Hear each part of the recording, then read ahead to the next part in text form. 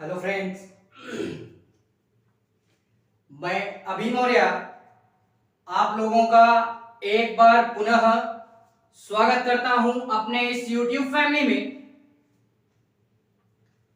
इस क्लास में आज जो हम अध्ययन करने वाले हैं वो अध्ययन करेंगे 3 अक्टूबर के इतिहास पे। ठीक है, तो इससे पहले की जो भी सारी क्लासें हो चुकी हैं इस इतिहास के पन्नों की श्रृंखला में, उन सारे क्लासों का लिंक नीचे आपको डिस्क्रिप्शन में मिल जाएगा। वहां से जाकर के आप सहजता पूर्वक उन सारी क्लासों को अटेंड कर लीजिएगा, या और अधिक सहजता महसूस हो आप लोगों को तो यार प्ले लिस्ट भी बनाई गई है, उस प्लेलिस्ट के माध्यम से भी आप उन सारी क्लासों का भरपूर आनंद ले सकते हैं। ठीक है, बाकी आज जो हम इस क्लास में अध्ययन करने वाले हैं वो अध्ययन करेंगे 3 अक्टूबर के इतिहास पे, जो कि देश और दुनिया से जुड़ी हुई ऐसी घटनाएं होंगी जो कि हमेशा और हमेशा के लिए इतिहास इसका साक्षी बन करके रह गया। ठीक है, तो घटनाओं का भरपूर आनंद लेते हुए हम लोग बात करते हैं 3 अक्टूबर के इतिहास पे। 3 अक्टूबर के इतिहास पे अध्ययन करेंगे, तो क्लास में यार पूरी एकाग्रता के साथ में बने रहेंगे शुरू से लास्ट तक में। ठीक है, देखते हैं 3 अक्टूबर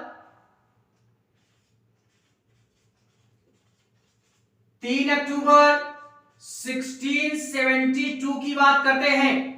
3 अक्टूबर 1672 ये वो तारीख है कि ये अपनी एक अलग पहचान के साथ में क्या होती है, इतिहास में दर्ज होती है, वो भी हमेशा और हमेशा के लिए। इस दिन क्या होता है कि हमारे एक मतलब एक तरीके से बोले तो राजस्थान के मेवाड़ क्षेत्र में एक हमारे राजा जी का जन्म होता है, जिनको हम लोग राणा अमर सिंह के नाम से भी जानते हैं। तो क्या होता है 1972 में राणा अमर सिंह का क्या होता है, जन्म होता है। राणा अमर सिंह का जन्म होता है, और ये थे कौन, कहां पे इनका जन्म होता है, तो राजस्थान के, कहां पे, राजस्थान के मेवाड़ क्षेत्र में, मेवाड़ क्षेत्र में इनका जन्म होता है।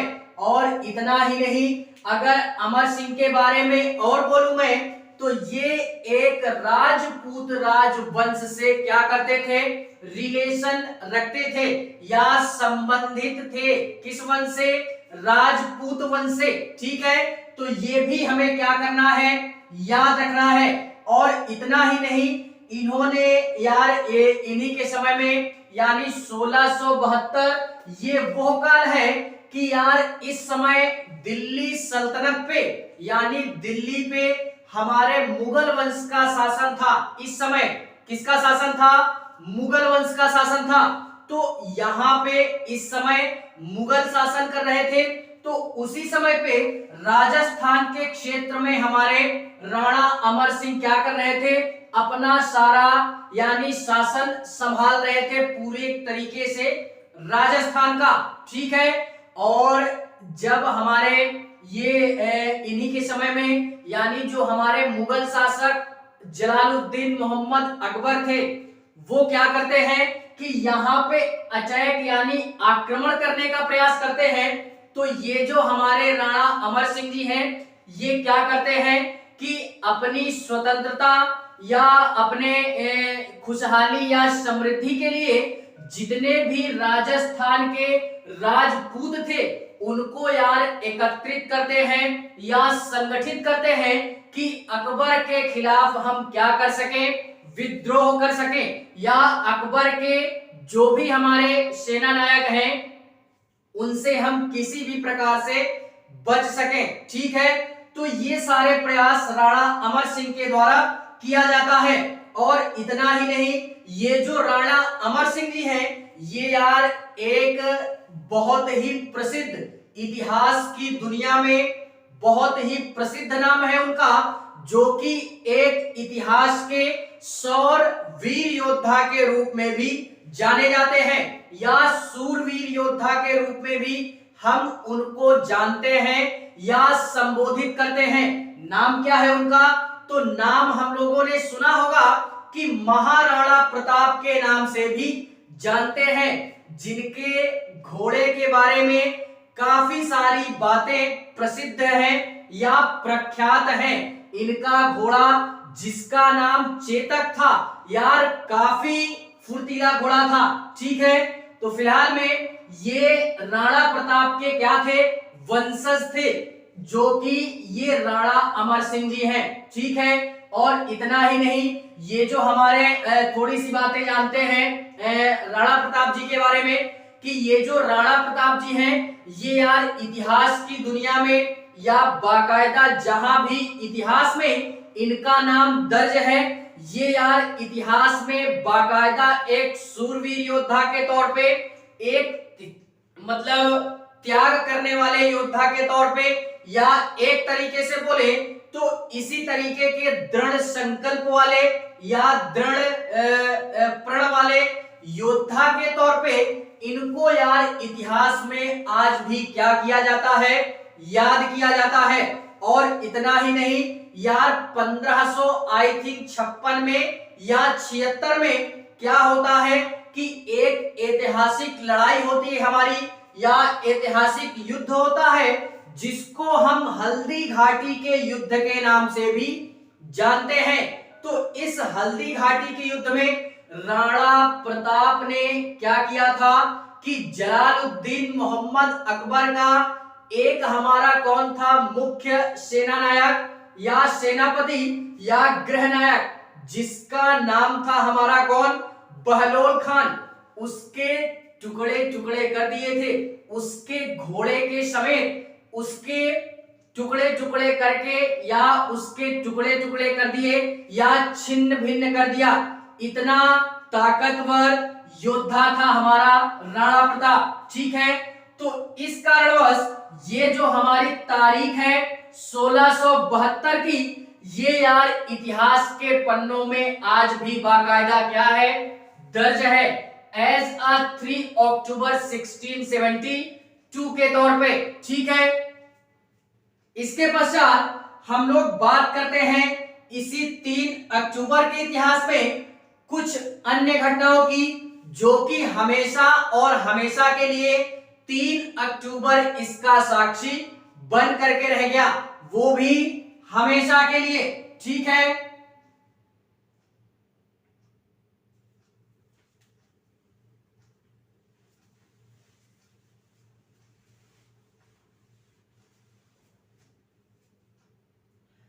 देखते हैं इसी में 3 अक्टूबर 1863 की बात करते हैं। 3 अक्टूबर 1863 ये वो तारीख है कि ये भी अपने आप में विरली और अनूठी है, जो कि 3 तारीख के तौर पे आज क्या है? इतिहास में दर्ज है। और इतना ही नहीं, इस दिन क्या होता है कि हमारे मतलब अमेरिका के तात्कालिक पूर्व राष्ट्रपति, जिनको हम अब्राहम लिंकन के नाम से भी जानते हैं, तो अब्राहम लिंकन के द्वारा अमेरिका में एक घोषणा की गई थी एक डे मनाने की, जिसको गिविंग डे के नाम से भी जानते हैं या थैंक्स गिविंग डे के नाम से भी जानते हैं। Thanks giving day, thanks giving day के नाम से भी जानते हैं। गिविंग डे के नाम से जानते हैं। इसकी घोषणा हुई थी, और किसने की थी? तो अमेरिका के तात्कालिक राष्ट्रपति अब्राहम लिंकन के द्वारा ये घोषणा हमारे की जाती है कि आज के बाद से हम लोग थैंक्स गिविंग डे को क्या करेंगे, मनाएंगे। और इतना ही नहीं यार, ये घोषणा हमारे किस वजह से की गई थी या किसके द्वारा की गई थी, तो ये यार हमारे संयुक्त सेना, एक तरीके से बोले तो संयुक्त सेना के कैटिंग बर्स के जीत के खुशी में या जीत के पश्चात इस दिन को मनाने की घोषणा हमारे की गई थी। ठीक है, 3 अक्टूबर 1863 को। तो इतना पर्याप्त है। इस कारणवश ये जो तारीख है हमारी, ये आज इतिहास इसका साक्षी बाकायदा बना हुआ है इतिहास में। ठीक है, बात करते हैं इसी 3 अक्टूबर के इतिहास में कुछ अन्य घटनाओं की, जो कि हमेशा और हमेशा के लिए 3 अक्टूबर इसका साक्षी बना हुआ है। बात करते हैं 3 अक्टूबर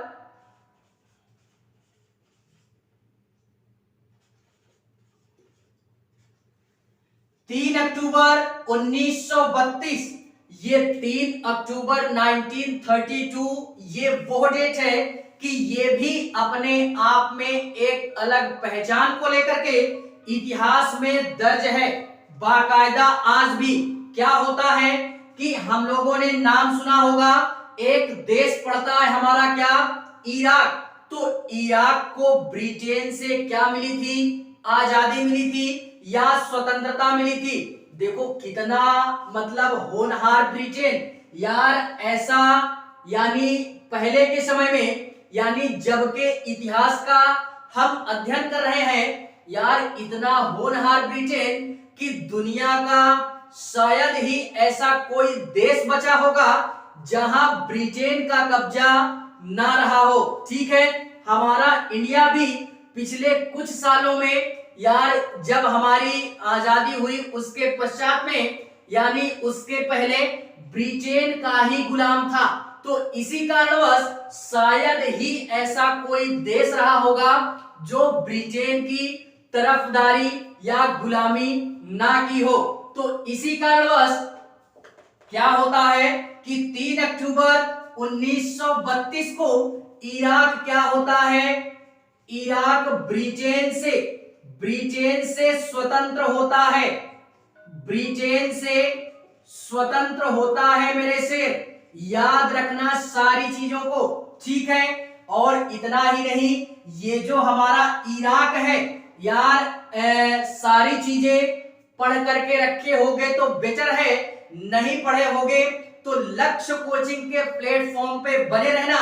इतने बेहतरीन तरीके से अध्ययन करवाएंगे कि यार आप लोग अपने लक्ष्य को यार बड़े ही परिपक्वता के साथ में एक ना एक दिन हम क्या करेंगे, अपनी मंजिल तक जरूर पहुंचेंगे।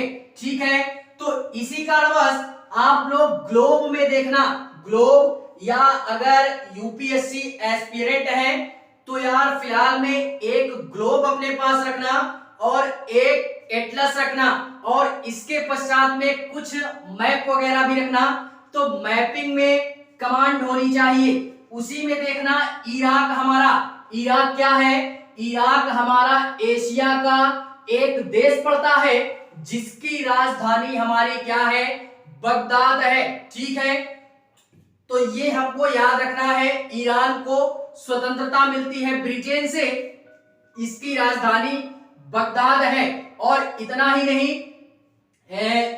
नहीं, इसी में अगर मैं बात करूं तो 1958 के आसपास आकर के यार यहाँ पे एक सैन्य तख्ता पलट होता है, जिस कारणवश यहाँ की जो सरकार है वो गणतंत्रात्मक सरकार यहाँ पे देखने के लिए मिल जाती है। और इसी के पश्चात में बात करें इराक की, तो इराक के जो पड़ोसी देश हैं, इसीलिए मैंने बोला कि यार मैप वगैरह देखते चलना। ठीक है, तो इराक के जो हमारे पड़ोसी देश हैं, कौन कौन पड़ोसी देश हैं देखते हैं। इराक के 6 पड़ोसी देश हैं, कौन कौन से, तो इराक का जो हमारे पड़ोसी देश हैं उसी में बात करूं मैं तो सबसे पहले बात करेंगे ईरान की।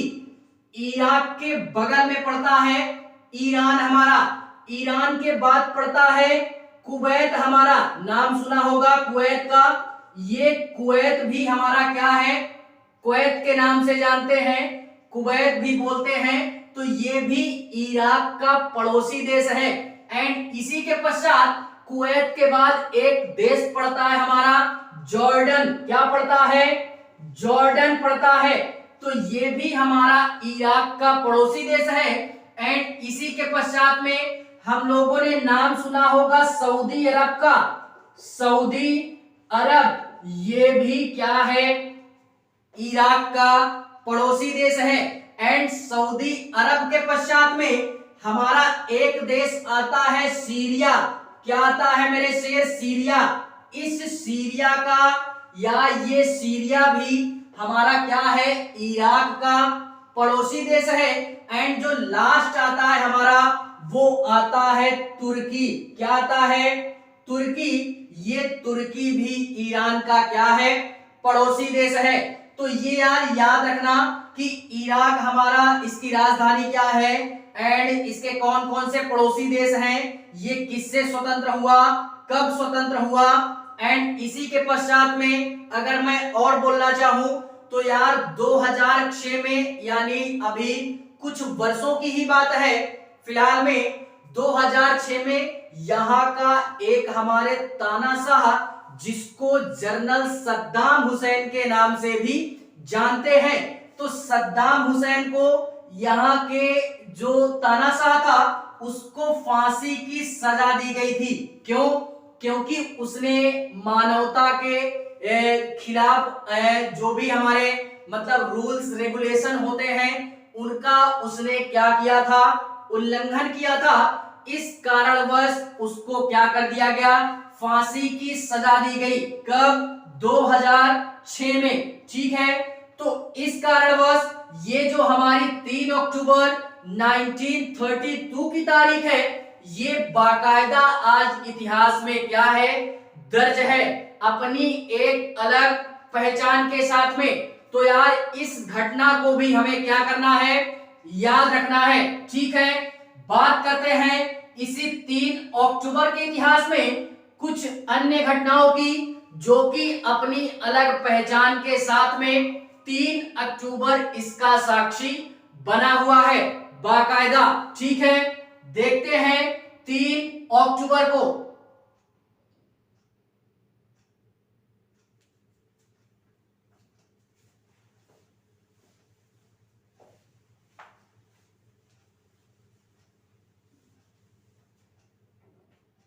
देखते हैं इसी में 3 अक्टूबर 1949 की बात करते हैं। 3 अक्टूबर 1949 ये भी एक ऐसी तारीख है कि ये भी अपनी एक अलग पहचान को लेकर के इतिहास में आज क्या है, दर्ज है। क्या होता है कि हमारे महाराष्ट्र में एक हमारे फिल्म बोल सकते हैं, फिल्म निर्देशक बोल सकते हैं या फिल्म निर्माता बोल सकते हैं, तो उनका जन्म होता है, जिनको हम लोग ज्योति प्रकाश दत्ता के नाम से भी जानते हैं। क्या नाम था, ज्योति प्रकाश दत्ता के नाम से। ज्योति प्रकाश दत्ता जी का क्या होता है बेटा, जन्म होता है। क्या होता है, जन्म होता है। और इतना ही नहीं, इनको हम लोग शॉर्ट में जेपी दत्ता के नाम से भी जानते हैं, जेपी दत्ता के नाम से जानते हैं। और इतना ही नहीं, ये हमारे थे कौन, तो ये हमारे फिल्म निर्देशक बोल सकते हैं या फिल्म निर्माता के तौर पे इनको क्या किया जाता है, आज भी जाना जाता है। और इतना ही नहीं, इन्होंने अपनी ज्यादातर जो फिल्में प्रोड्यूस की या जितनी भी फिल्में अपनी रिलीज की, वो यार इनकी ज्यादातर फिल्में जेपी इंडस्ट्रीज के तहत या जेपी फिल्म के तहत क्या होती हैं, आज भी रिलीज होती है। ठीक है, और अगर और बात करें तो ये जो जेपी दत्ता जी हैं, इन्होंने ज्यादातर जो अपनी फिल्में प्रोड्यूस की या रिलीज की, वो यार ज्यादातर इन्होंने एक तरीके से बोले तो बोलते हैं ना कि मतलब देशभक्ति के ऊपर, यानी देशभक्ति फिल्मों को इन्होंने ज्यादा प्रोड्यूस किया। इन देशभक्ति फिल्मों में एक दो नाम जैसे देखते हैं हम लोगों ने, आप लोगों ने मूवी देखी होगी कौन सी, एक मूवी हमारी आती है रिफ्यूजी। रिफ्यूजी मूवी देखना, बड़ी इंटरेस्टिंग मूवी है। रिफ्यूजी के साथ साथ एलओसी कारगिल आपने देखी होगी, एलओसी कारगिल। तो इस तरीके की जितनी भी हमारी देशभक्ति या पैट्रियोटिक मूवियां हैं, वो यार जेपी फिल्म के तहत क्या होती हैं, रिलीज होती हैं। और इतना ही नहीं, ये एक तरीके से बोले तो इसी सबको देखते हुए केंद्रीय सूचना एवं प्रसारण मंत्रालय के सूत्रों के मुताबिक या इनके अनुसार ज्योति प्रकाश दत्ता जी जो हैं, ये यार फिल्म निर्देशक पुरस्कार के तौर पे इनको एक तरीके से बोले तो फिल्म एसोसिएशन इसी तरीके करके ये इनके अध्यक्ष भी होते हैं या इसके अध्यक्ष भी रह चुके हैं। फिल्म एसोसिएशन सेक्शन झुमरी के अध्यक्ष भी ये क्या होते हैं, रह चुके हैं। ठीक है, तो ये भी याद रखना है अध्यक्ष किसके रह चुके हैं, फिल्म एसोसिएशन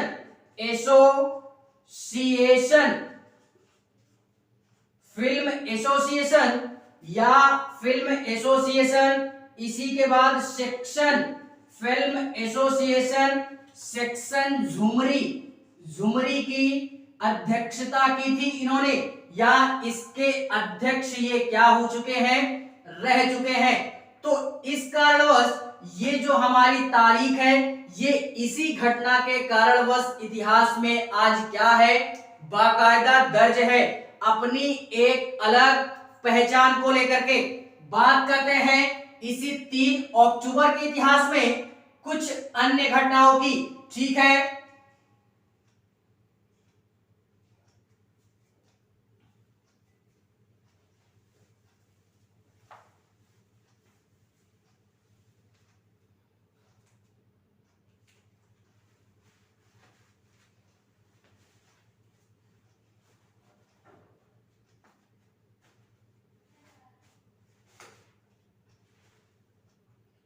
देखते हैं इसी में 3 अक्टूबर 1953 की बात करते हैं। 3 अक्टूबर 1953 ये वो तारीख है कि ये भी अपनी एक अलग पहचान को लेकर के इतिहास में आज दर्ज है। और 3 अक्टूबर 1953 इसका क्या है, बाकायदा साक्षी है। इतिहास में क्या होता है कि भारत के हमारे, या एक तरीके से बोले तो भारतीय मुख्य न्यायाधीश जो कि पहले रह चुके हैं, न्यायमूर्ति कौन, दीपक मिश्रा जी, उनका क्या होता है बेटा, उनका जन्म होता है, क्या होता है, दीपक मिश्रा जी का, यानी न्यायमूर्ति दीपक मिश्रा जी का क्या होता है मेरे शेर, जन्म होता है। और ये थे कौन, तो ये हमारे मुख्य न्यायाधीश थे, ये हमारे मुख्य न्यायाधीश, पूर्व मुख्य न्यायाधीश के तौर पे इनको हम क्या करते हैं, जानते हैं। और इतना ही नहीं, इसके पहले कौन थे, 1953 में इनका जन्म होता है। इन्होंने मुख्य न्यायाधीश के तौर पे शपथ कब ग्रहण की, तो इसके पहले जो थे वो थे हमारे जगदीश, कौन थे,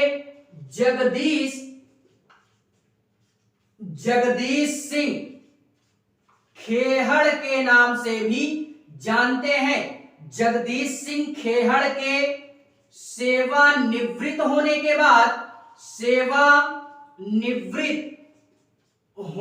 के पश्चात क्या होता है, सेवानिवृत्त होने के पश्चात ये हमारे दीपक मिश्रा जी क्या करते हैं, इस पद को संभालते हैं। इस पद को क्या करते हैं, संभालते हैं।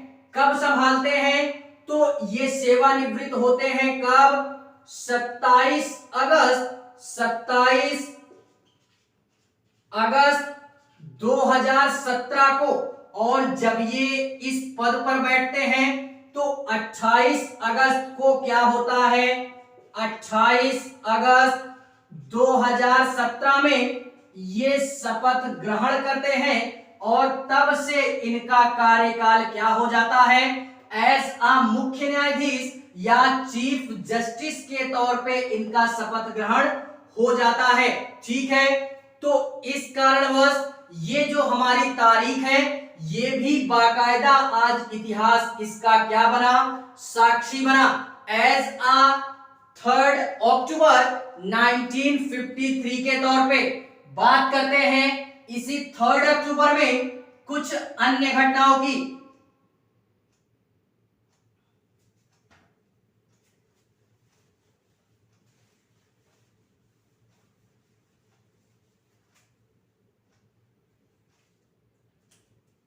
तीन अक्टूबर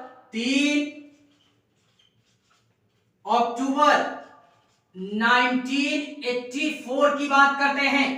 3 अक्टूबर 1984 यह तारीख भी अपने आप में अलग पहचान को लेकर के या पहचान के साथ में इतिहास में दर्ज होती है। क्या होता है कि आजकल यार वैसे भी अगर हम बोले तो जो भी हमारी मतलब रेल परिवहन है यार, अगर कल्पना की जाए बगैर रेल परिवहन की अगर हम कल्पना करें तो यार आज के समय में मुझे नहीं लगता है कि मतलब बगैर रेल परिवहन के हम लोग एक स्थान से दूसरे स्थान सहजता से और जल्द से जल्द पहुंचा जा सकता है। मेरे अनुसार यार वैसे भी ऐसे कई सारे परिवहन हैं जिनसे पहुंचा जा सकता है, लेकिन रेल परिवहन या रेल यातायात एक ऐसा साधन है जो कि व्यक्ति को जल्द से जल्द एक स्थान से दूसरे स्थान, एक क्षेत्र से दूसरे क्षेत्र का क्या करवाता है, यानी परिवहन करवाता है। तो इस कारणवश बगैर रेल के यार अगर हम कल्पना करें अपने जीवन की तो वो एक असंभव टाइप क्या होती है, लगती है। और इतना ही नहीं, जब हमारी यार ये रेल परिवहन नहीं था तो क्या व्यक्ति एक स्थान से दूसरे स्थान नहीं जाते थे, एक क्षेत्र से दूसरे क्षेत्र अपनी यात्रा नहीं करते थे? तो जी नहीं, ऐसा नहीं है।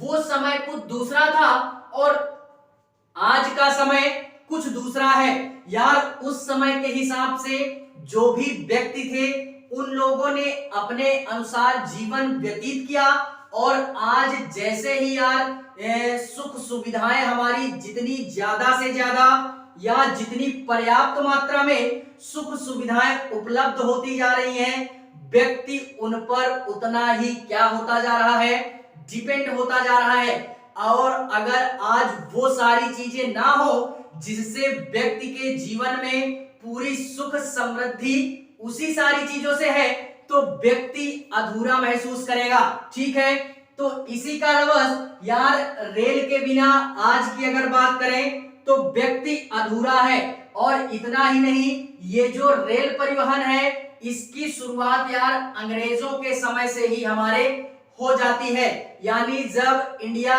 गुलाम था हमारा, तभी से अंग्रेजों ने इसकी शुरुआत की थी।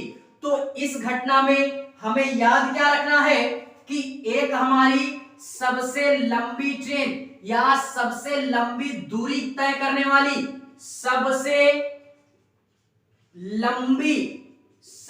लंबी दूरी तय करने वाली ट्रेन जो है हमारी, उसका नाम क्या है? उसका नाम है हिमसागर एक्सप्रेस नाम है। हिमसागर एक्सप्रेस नाम है, नाम याद रखना, हिमसागर एक्सप्रेस।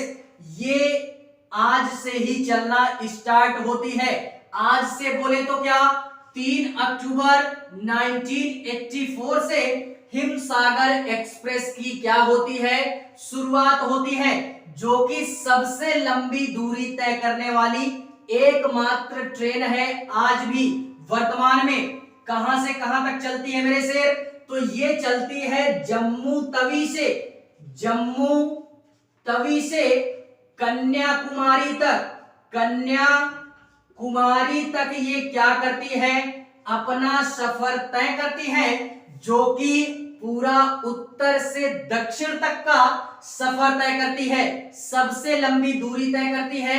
ये क्वेश्चन जियोग्राफी में भी बनाया जा सकता है और पुराने पेपर्स उठा के देखना, पुराने 10 सालों के, ये क्वेश्चन मिलेगा ही मिलेगा 100% श्योरिटी के साथ में ये क्वेश्चन मिलेगा जियोग्राफी में। ठीक है, तो इसको भी हमें क्या करना है, याद रखना है। बात करते हैं इसी 3 अक्टूबर के इतिहास में, एक और घटना हमारे आती है 1995 में, यानी 3 अक्टूबर 1995। ये तारीख भी अपने आप में एक अलग पहचान के साथ में दर्ज होती है। क्या होता है कि पाकिस्तान का हमारा एक बहुत ही क्रिकेट की दुनिया का बहुत ही धुरंधर खिलाड़ी और वहां का कप्तान भी रह चुका है, जिसको हम लोग शाहिद अफरीदी के नाम से भी जानते हैं। किस नाम से जानते हैं बेटा, शाहिद अफरीदी के नाम से, शाहिद अफरीदी के नाम से जानते हैं। ये था कौन, तो ये पाकिस्तान का पूर्व क्रिकेटर था, पूर्व क्रिकेटर था और कप्तान भी रह चुका है, कप्तान भी रह चुका है। इसने यार एक इतिहास रचा था, बहुत जोरदारी के साथ ने इसने वनडे क्रिकेट में मात्र और मात्र यानी केवल और केवल महज 37 गेंदों में सेंचुरी लगा दी थी बंदे ने। इतना जबरदस्त खिलाड़ी, इतना जबरदस्त खिलाड़ी हम लोगों ने नहीं देखा यार। मात्र 37 गेंदों में यार शतक मारी थी बंदे ने, यानी सेंचुरी मार दी थी, सेंचुरी मारी थी मात्र 37 गेंदों में। और इसी बेतहाशा बल्लेबाजी के तौर पे, इन्हीं सारी ताबड़तोड़ बल्लेबाजी को देखते हुए अफरीदी जी को एक नाम से और संबोधित किया गया, जिसको बूम बूम अफरीदी के नाम से भी जानते हैं। इस नाम को भी याद रखना है। और लगभग 18 सालों तक ये क्रिकेट की दुनिया में छाए रहे, इतनी जबरदस्त तरीके से सेंचुरी मारी थी मात्र 37 गेंदों में। और ये हमारा वनडे क्रिकेट था। ठीक है, तो इस कारणवश ये तारीख भी हमारी क्या हो जाती है, इंपॉर्टेंट हो जाती है। बात करते हैं इसी 3 अक्टूबर के इतिहास में कुछ अन्य घटनाओं की, जो कि हमेशा और हमेशा के लिए इतिहास के पन्नों में आज भी क्या है, दर्ज है। ठीक है,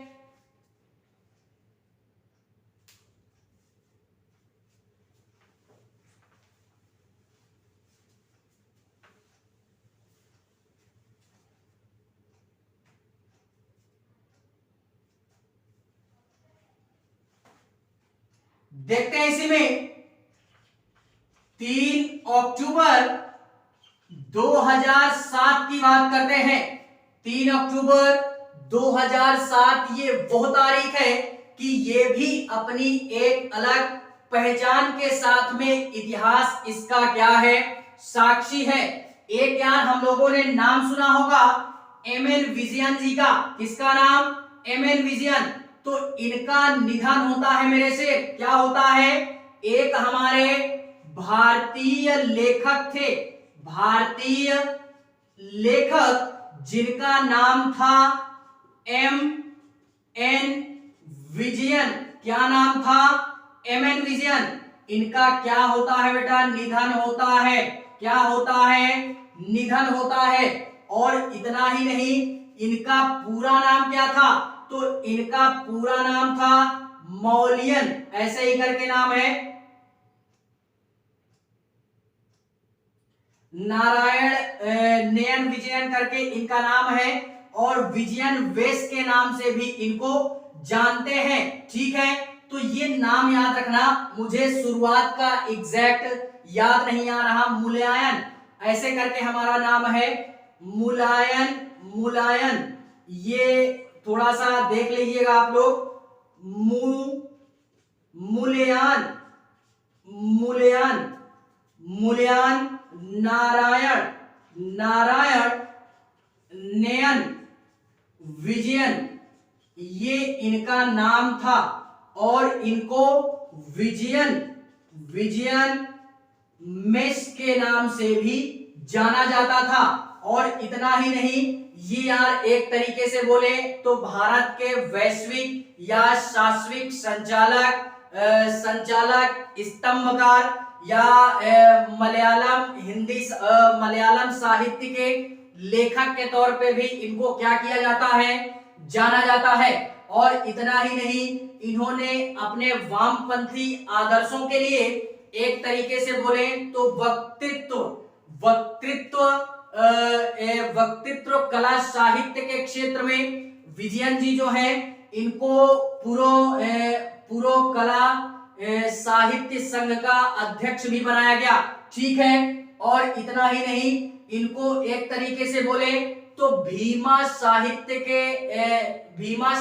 के तौर पे भी ये बड़े लंबे समय तक विजयन जी कार्यभार संभालते रहे, भीमा साहित्य का भी।